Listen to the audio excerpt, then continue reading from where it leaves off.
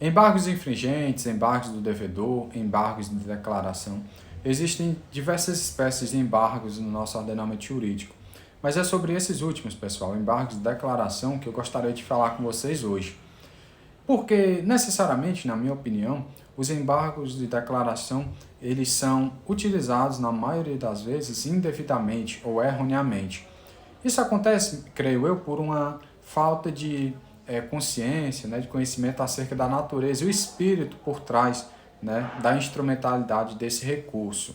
A gente sabe que os embargos eles estão tipificados no nosso CPC, né, devem ser interpostos no prazo de 5 dias, possui como efeito a interrupção do prazo para a apresentação de outros recursos e é julgado, né, pelo próprio juiz prolator da decisão que está sendo ali combatida, né, em relação a qual foi direcionado ali os embargos. O mesmo juiz ou tribunal é quem vai dar o provimento em relação a eles. Tirando isso, pessoal, a gente chega na questão da tipificação das situações em que são cabíveis esses embargos, né, de declaração. As situações, como já conhecemos, são a obscuridade, a omissão, a contradição e até o erro material.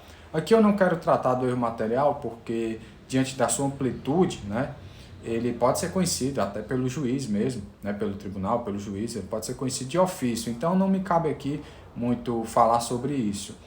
Agora, as outras três hipóteses, né, principalmente a contradição, cabe aqui trazer algumas considerações que eu considero importantes. Mas, primeiramente, pessoal, em relação aí à omissão e à obscuridade. Na omissão, a gente vai ter a falta. Né? O juiz ele não falou sobre algo relevante, sobre um fato, um elemento jurídico, que possui uma tal relevância a ponto de interferir no julgamento da causa. Vejamos, um panorama, uma premissa inicial é a de que devemos entender, pessoal, que o provimento jurisdicional, quando contrário a qualquer das partes, ele não necessariamente é errado ou equivocado. Devemos ter em mente que o juiz, o tribunal, quando ele exerce a sua função de dizer o direito através da jurisdição, ele tem, diante das possibilidades possíveis, aquela que ele entende, né, aquele convencimento que ele entende mais adequado ao caso concreto. Né? É assim que se professa, é assim que se dá a jurisdição. Não necessariamente uma decisão que não obedeça, né, aquele princípio, aquela forma de pensar da parte, né, que diverge da forma de pensar e da percepção do juiz, não necessariamente ela é errada, equivocada, né, indevida. Ainda que possa haver uma reforma junto ao órgão julgador de revisão, o juiz, quando profere a decisão, ele está ciente do que está fazendo. Ocorre que existem situações que, de fato, né, essas situações a gente deve considerar como erros. Erros no sentido de que até os juízes, tribunais, são humanos como nós, então estamos todos sujeitos a erros, não somos robôs nem máquinas, né? Então podemos sim errar.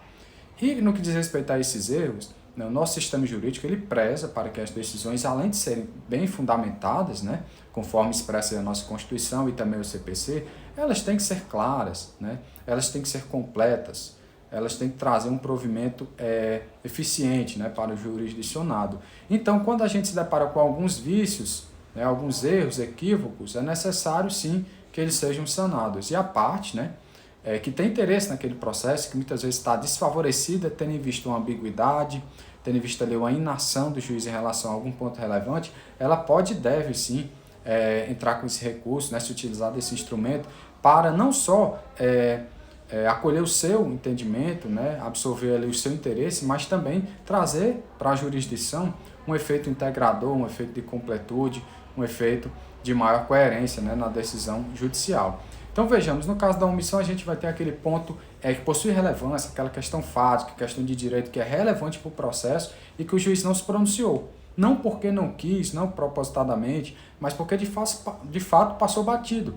E aí, tendo passado batido, a decisão de fato também tornou-se precária, tornou-se uma decisão ali insuficiente.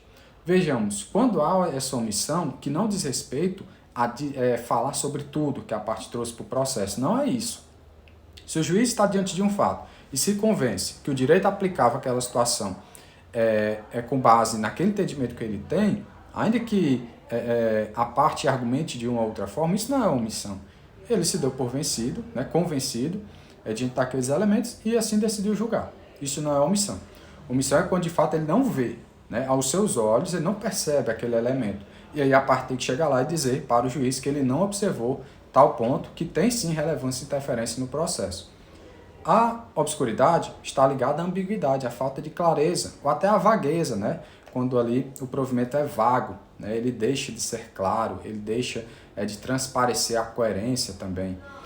Se bem que a coerência está mais relacionada à contradição. Vejamos então que no caso da obscuridade, o juiz ele não se fez claro. Esse é um problema também. A decisão, por mais que tenha sido fundamentada, né, e até às vezes coerente, ela possui algum ponto que não ficou claro. Não ficou claro em relação ao que deve ser feito, se houve condenação, né, a como deve ser feito, muitas vezes o próprio período, né, em que deve ser feito. Então, assim, nos casos de obscuridade, ambiguidade, onde se disse algo, mas há interpretações possíveis se não foram devidamente delineadas, o juiz ele tem que ir lá, né, através muitas vezes dessa arguição dos embargos, sanar esse defeito para que a decisão se torne completa, se torne digna, né, da atividade jurisdicional. Esse seria basicamente o caso da obscuridade, que anda muito junto ali com a omissão. O caso da contradição, pessoal, é o que me traz assim uma maior conotação de que os embargos são utilizados de fato indevidamente. É nesse ponto, quando a parte alega que houve contradição, porque o julgamento foi contrário aos seus interesses. Evidentemente, não é assim como eu falei no começo. O juiz tem o entendimento, a partir da percepção dele quanto aos fatos, quanto à sua experiência jurídica, seu conhecimento de mundo, ter um entendimento contrário ao da parte não conduz à contradição no sentido jurídico e técnico para fins de habilitação, desembargo e declaração. Na verdade, essa contrariedade, seja em relação à jurisprudência ou mesmo a alguma interpretação da lei, é o que nós chamamos de contradição externa. São elementos externos ao processo, não fazem parte da dinâmica ali do que está sendo julgado necessariamente no caso concreto. A contradição ela diz respeito ao que há dentro da sentença, ao que há naquele texto que efetivamente foi produzido e prolatado pelo juiz, pelo julgador. Ali, por exemplo, quando a gente encontra capítulos da decisão, da fundamentação contrários à conclusão, quando a gente vê que não há uma base lógica no que foi dito, porque efetivamente uma coisa se contradiz a outra na própria decisão. Quando o juiz ele diz A, né, na capitulação, na fundamentação, e diz B ou diz C na conclusão, aí efetivamente ele se equivocou, né?